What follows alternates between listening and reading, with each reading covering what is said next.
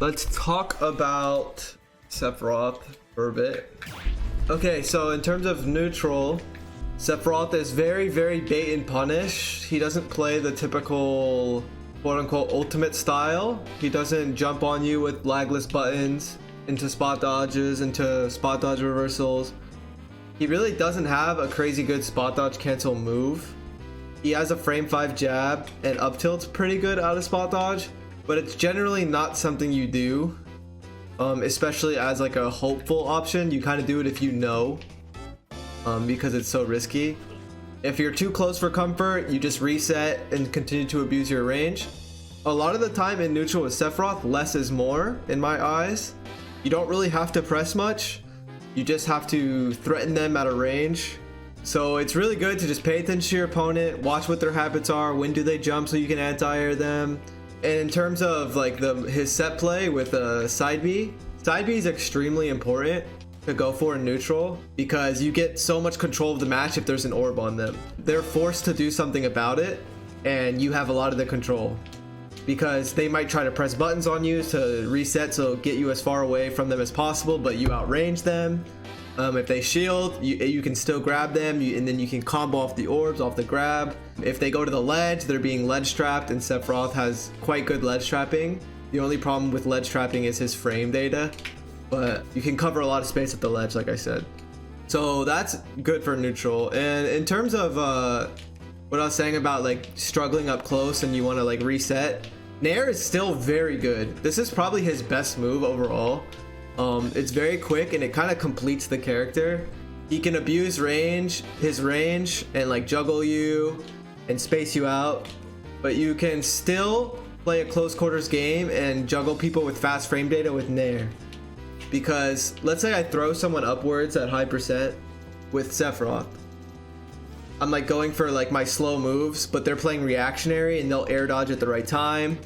That's where Nair comes in.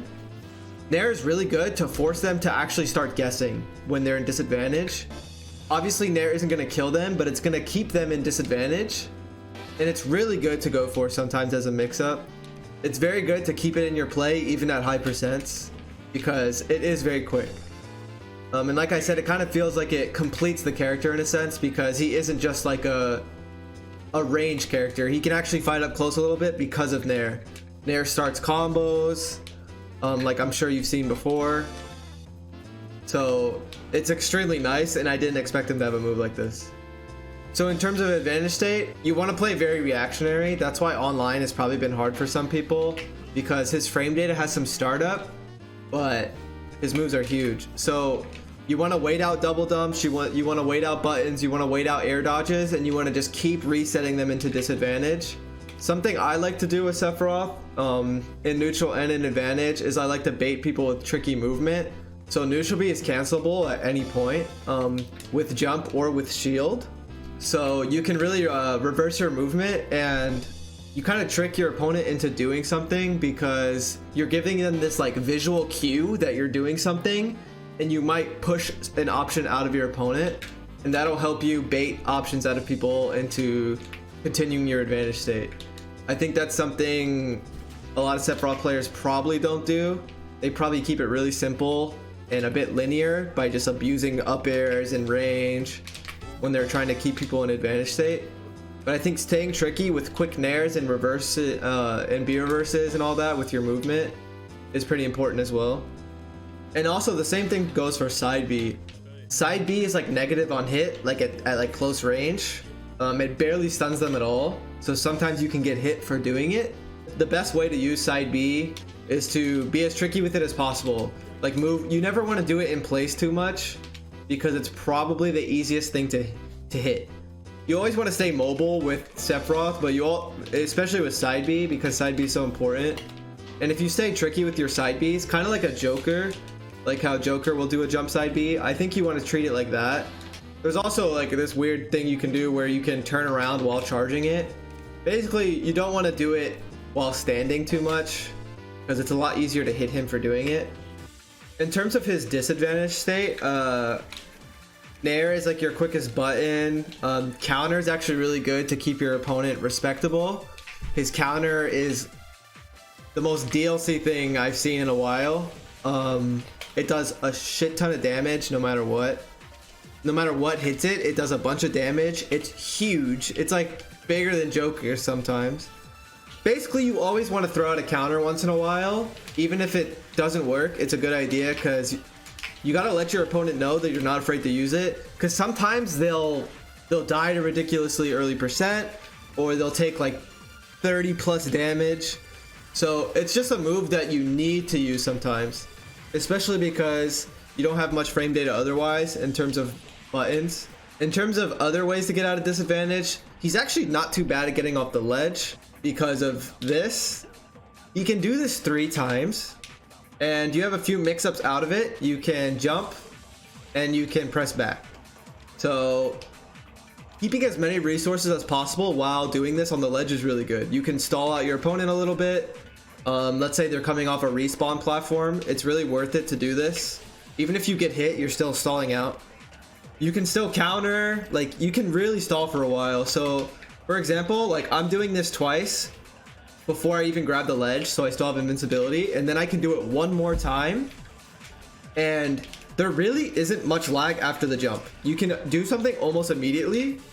You see, I can actually drift back with it. So you can drift while coming up with it to make yourself a lot safer, and you can poke at them to get off the ledge safely. This is especially ridiculous with one wing because you have 3 jumps, 3 wall clings. You have so many mix-ups. I would just try it yourself, see what you like doing off the ledge. Like if you're in disadvantage and you're getting beat up, don't be afraid to go to the ledge because he's pretty solid at getting off it. He has a lot of simple stuff too, like nair off the ledge. Forward air is really big, so if they're at like roll distance, you don't have to respect it too much with this. Also, don't be afraid to use beer versus in disadvantage either. I just heavily recommend keeping your jump because if not, you're forced to air dodge out of it. So you have an extra jump, so doing things like this is crazy. You're so tricky in the air, and it's not even just like a extra jump, it's like a full jump. It's not like Charizard where it's like not too big or anything. Like you have legit have a movement buff and a 3rd jump, so getting off the ledge is even better. So even though Sephiroth gets a lot stronger, he does 30% more damage with one wing along with the mobility, which is great for aggression and taking stocks. It's also really good for playing really defensive and passive and chipping away at your opponent because you're so hard to hit with the extra jump and the movement. You can really milk your lead if you have one wing because like I said, you're just so hard to hit. So taking the first stock and then getting one wing is crazy because you're just Sephiroth but better. He also has a lot of DI mix-ups off his throws. It's nothing is too guaranteed at the high percents, but his throws are pretty fast. Forward throw sends at this tech chase angle. Something I like to do is I like to set up side Bs and get them as they're coming up. Sometimes I like to do this because they're sent at such a downwards angle that forward throw is quite good.